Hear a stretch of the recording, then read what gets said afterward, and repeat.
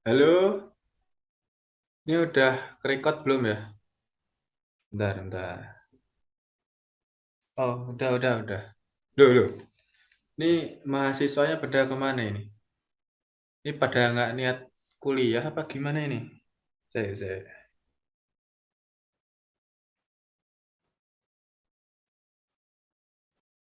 Nah, datang satu orang. Selamat pagi, Pak. Selamat pagi juga. Ini mahasiswa lainnya mana nih, Ardi? Kan cuma saya dong, Pak, mahasiswanya. Duh, cuma kamu tak ya? Ini saya ngajar kampus apa sih? Ini kayaknya bentar lagi kampusnya bubar ini. Ya wes, kita absen dulu ya. Nggak perlu lupa kan saya doang mahasiswanya di kampus ini, di kelas ini maksudnya. Oh iya, betul juga. Ya wes, langsung mulai. Nih, sekarang matkulnya apa ya? Kok aku lupa ya. Sekarang matkulnya komunikasi efektif. Oke, komunikasi efektif berarti ya. Terus materinya apa? Duh, kan Bapak dosennya. Kenapa nanya saya? Oh iya, ya. Kan saya dosen ya. Bentar, saya tak cek dulu ya catatanku.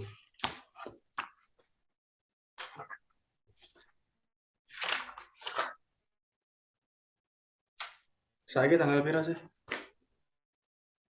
Bentar ya. Sekarang tanggal 28. Catatanku oke. Nah, udah. Nah, minggu ini jadwalnya kamu presentasi ya? Nih, yang kemarin kan sudah saya tugaskan.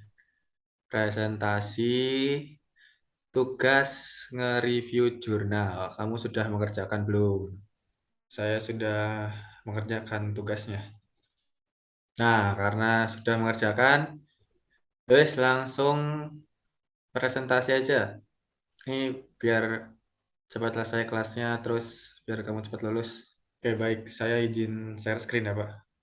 Ya, silahkan. Share screen. Baik, Assalamualaikum warahmatullahi wabarakatuh. Di sini saya akan mempresentasikan tugas review jurnal. Selanjutnya, judul jurnalnya yaitu Adaptasi Komunikasi Diaspora Indonesia di Korea berdasarkan studi mahasiswa Indonesia di Busan, Korea Selatan. Pengertian diaspora. Diaspora ini berarti warga Indonesia yang berdomisili di luar negeri dan terbagi menjadi 4 golongan. Yang pertama, warga negara Indonesia yang berdomisili di luar negeri secara legal dan masih memiliki paspor Indonesia. Jadi dia masih berkewarga negara Indonesia.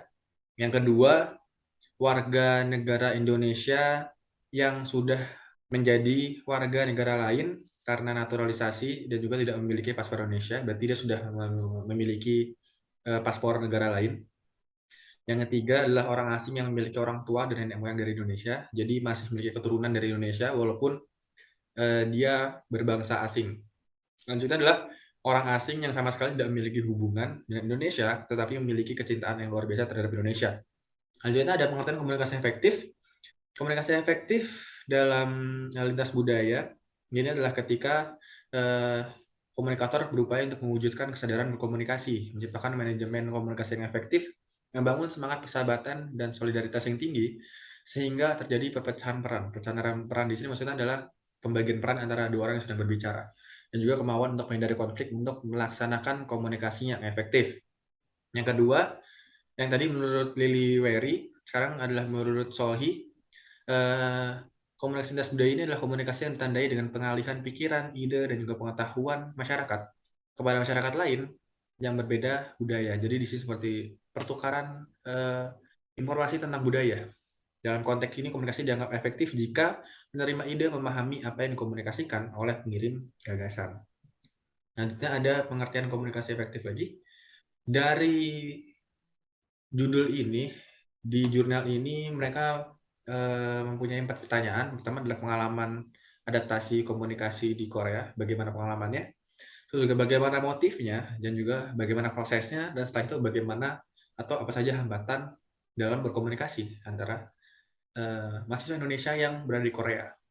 Untuk pengalamannya sendiri, pertama, mereka itu dalam pengalamannya saat pertama kali tiba di negara Korea, merasa takut, cemas, tidak nyaman dengan lingkungan, dan juga mengalami kesulitan yang parah. Ini dikarenakan mereka yang belum pernah datang ke Korea, pertama kali datang ke Korea, jadi itu adalah lingkungan baru bagi mereka. Mereka tidak pernah pergi ke luar negeri sebelumnya, atau mungkin pernah pergi tapi tidak ke Korea. Dan akhirnya mereka datang ke lingkungan baru yang tidak mereka kenali, tidak punya teman juga. Jadi mereka merasa takut dan cemas, juga tidak nyaman dengan lingkungan, juga mengalami kesulitan dari segi bahasa, budaya. Tetapi di sini adaptasinya lumayan cepat karena informasi tentang Korea bisa dengan mudah bisa dicari di internet. Selanjutnya ada motif adaptasi. Di sini dibagi dua. Yang pertama adalah harapan. Mereka ingin menjadi akrab baik sama orang Koreanya sendiri, dan juga mereka juga ingin orang Korea menjadi ramah.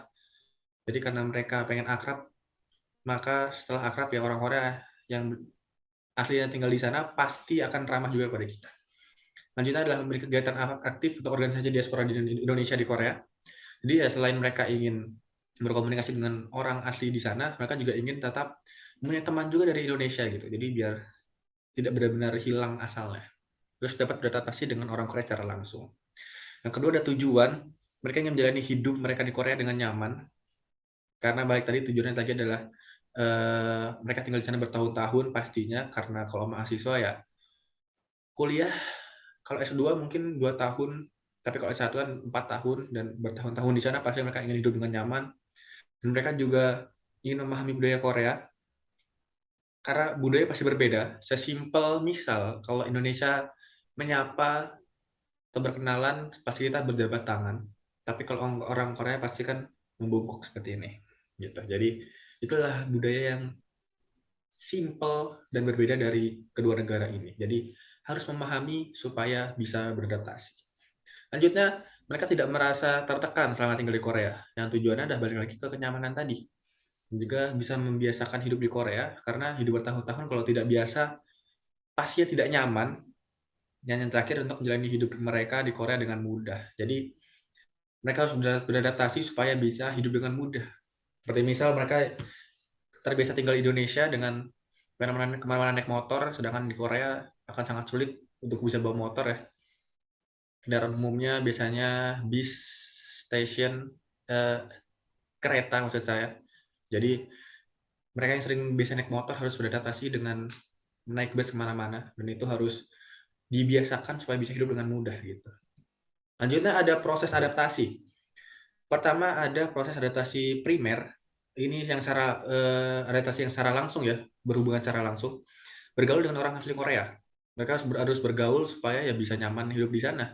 Yang kedua, prosesnya adalah proses itu tentang bahasa dan budaya Korea. Tentunya bahasanya beda, apalagi kalau di negara yang memiliki bahasa sendiri, tidak memakai bahasa internasional seperti Inggris, mereka juga pasti sedikit yang bisa memahami Inggris. Apalagi kalau dari tadi kan ini studinya dilakukan di Busan ya. Busan itu bukan ibu kota dari Korea. Walaupun Busan ini merupakan kota kedua terpadat di Korea setelah ibu kotanya itu Seoul. Jadi pasti bahasanya beda, budayanya juga beda seperti tadi yang saya bilang. Seperti sesimpel menyapa seseorang itu juga berbeda. Jadi harus ada proses adaptasinya. Selanjutnya ada menjalani hidup mereka sebagai orang Korea. Karena mereka tinggal bertahun-tahun di sana, mau tidak mau harus hidup seperti orang Korea. Nah, selanjutnya berkomunikasi dengan penduduk asli Korea secara langsung dan ikut budaya mereka. Ini nyambung ke yang bagian bergaul dan juga menjalani hidup mereka sebagai orang Korea. Jadi setelah bergaul dan menjalani hidup, mereka juga harus berkomunikasi dengan orang Korea supaya bisa mengikuti budaya mereka. Selanjutnya ada proses adaptasi sekunder. Ini adalah yang bisa dipelajari sendiri, tidak perlu berhubungan dengan orang aslinya. Mereka bisa melalui buku-buku, membaca buku yang berhubungan tentang budaya Korea. Bisa juga nonton drama, sekarang drakor di mana-mana ada. Setiap minggu ada film, ada drakor baru. Bisa ditonton, dan selanjutnya ada melalui internet sebagai media pembelajaran bahasa budaya Korea. Bisa dicari dimanapun, sangat mudah tutorial atau mungkin cara belajar bahasa Korea atau mungkin apa saja budaya Korea yang harus kita pahami kalau kita ingin tinggal di sana. Yang ketiga itu adalah durasi proses adaptasi diaspora. Jadi proses adaptasinya ini mereka mengalami atau mungkin berdurasi dari 2 minggu sampai 8 bulan. Mungkin tergantung kesusahannya. Selanjutnya ada hambatan dari adaptasi itu sendiri. Hambatannya ada dua. Pertama adalah hambatan bahasa, yang kedua adalah hambatan budaya. Hambatan bahasa di sini dari segi bahasa Korea sendiri dan juga dari segi dialek. Bahasa Korea itu adalah bahasa yang sudah susah untuk dipelajari sebenarnya dibanding bahasa Inggris ya, karena mereka memiliki huruf yang beda dari huruf bahasa Inggris. Kalau kita kan Indonesia memakai abjad dan itu juga dipakai di bahasa Inggris juga, tapi mereka punya huruf sendiri yang namanya Hangul. Hangul atau Hangul, saya lupa cara baca ya. Dan juga dialek. Dialek ini adalah walaupun Korea itu cuma satu bahasa doang, tetapi di setiap provinsinya mereka itu mempunyai dialek yang berbeda. Seperti misal Seoul dan Busan itu dialeknya beda. Yang kebanyakan dipelajari di internet atau mungkin orang-orang yang menginfluence untuk bisa belajar bahasa Korea itu adalah bahasa yang bisa dipakai di Seoul. Jadi seperti bisa dibilang bahasa nasional gitu. Tapi kalau bahasa Korea yang di Busan, mereka itu punya dialek yang berbeda dan juga ada beberapa kata-kata, sebenarnya bukan kata-kata tapi dari segi partikel ya. Karena Korea itu kan sama kayak Jepang atau Cina ya, mereka memakai partikel. Jadi partikelnya beda, mau tidak mau ya harus paham karena kan ini adalah mahasiswa yang berkuliah di Busan ya. Dialeknya juga beda, dialognya, bener dialek, logatnya beda maksudnya. Selanjutnya ada hambatan budaya. Hambatan budaya di sini seperti tadi misal sesimpel orang Indonesia kalau salaman handshake menggunakan tangan, tapi kalau orang Korea mereka bahasanya itu ngebow, jadi membungkuk gitu. Itu adalah budaya yang berbeda. Selanjutnya kalau mungkin kita makan biasanya cuma satu piring doang, tapi kalau di Korea itu bermangkok-mangkok dan kita harus membiasakan pakai sumpit untuk mengambil makanan dan juga untuk makannya juga karena mungkin akan jarang disediakan garpu di sana, jadi harus beradaptasi. Nah, selanjutnya adalah tips membangun komunikasi lintas budaya yang efektif. Tipsnya adalah pertama keterbukaan. Jadi kita harus melihat di perbedaan nilai, keyakinan, sikap, dan juga perilaku orang lain. Dan kita harus memahami kalau semua orang itu berbeda gitu. Jadi kita harus saling terbuka dan juga saling bisa memahami. Selanjutnya ada empati. Empati adalah berbagi apa yang orang rasakan sehingga mereka dapat membantu mencapai kemandirian. Jadi kita juga harus memahami apa yang orang lain rasakan supaya kita bisa berkomunikasi dengan efektif. Itu adalah mendukung. Mendukung ini tercermin dari makna deskriptif bukan evaluatif. Selanjutnya ada sikap positif. Sikap positif ini diperlakukan karena begitu banyak hal yang tidak diketahui atau diketahui.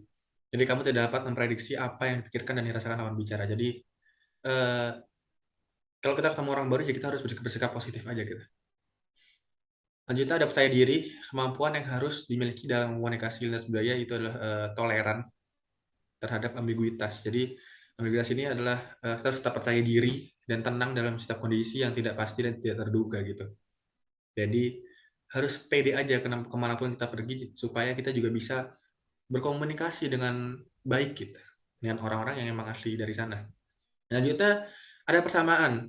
Sama di sini yaitu kita harus menghilangkan perasaan merasa lebih tinggi dari orang lain karena di saat berkomunikasi ya kita harus sejajar gitu supaya orang lain bisa menghormati kita, kita juga harus atau bisa menghormati lawan bicara kita. Kita tidak boleh merasa lebih tinggi atau merasa lebih rendah. Kalau merasa lebih tinggi ya kita akan merasa bisa segalanya. Kalau merasa lebih rendah kita akan takut untuk berbicara. Lalu ada keakraban. Di sini keakraban atau keintiman ini dapat menyatukan dan membantu mengatasi perbedaan. Jadi kita harus akrab dulu supaya kita bisa menyatukan perbedaan itu gitu. Lalu ada kekuatan ekspresi. Biar lawan bicara itu menikmati interaksi berdua ini, interaksi yang sedang dilakukan, kita harus tetap ekspresif gitu. Jadi kalau kita lagi senang, kita tunjukkan kita lagi senang. Kalau sedih, kita tunjukin kita lagi sedih. Dan sebisa mungkin harus tetap tersenyum dalam segala situasi supaya lawan bicara kita juga nyaman gitu. Lanjutnya, kita harus berorientasi pada pihak lain. Jadi jangan menguasai percakapan dan membicarakan diri sendiri. Kalau lagi ngobrol ya sebisa mungkin, bukan sebisa mungkin sih, ini malah kita harus nanya balik.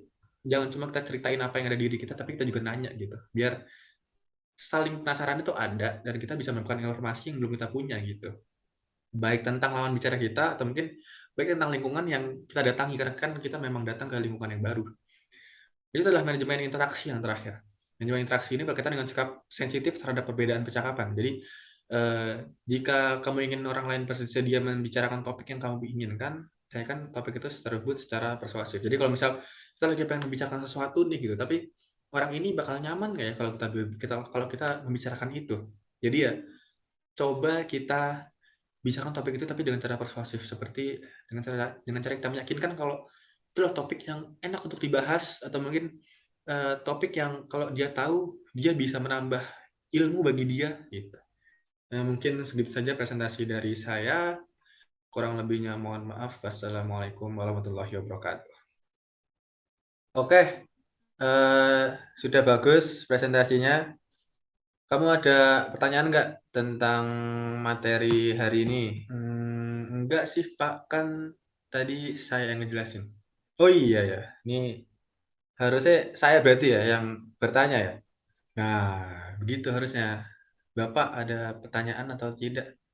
Tidak ada sih, saya sudah paham. Baik, kalau begitu saya sudahi saja kuliah hari ini. Kurang lebihnya mohon maaf. Wassalamualaikum warahmatullahi wabarakatuh.